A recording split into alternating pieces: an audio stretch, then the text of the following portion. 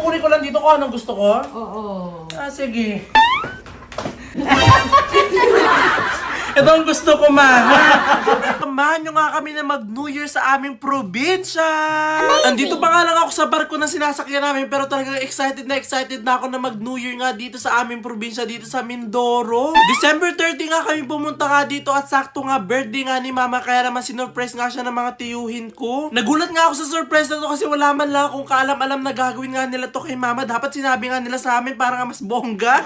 At kinabukasan nga December 31, ayan, ngayon na nga yung araw para salubungin nga natin ang 2024.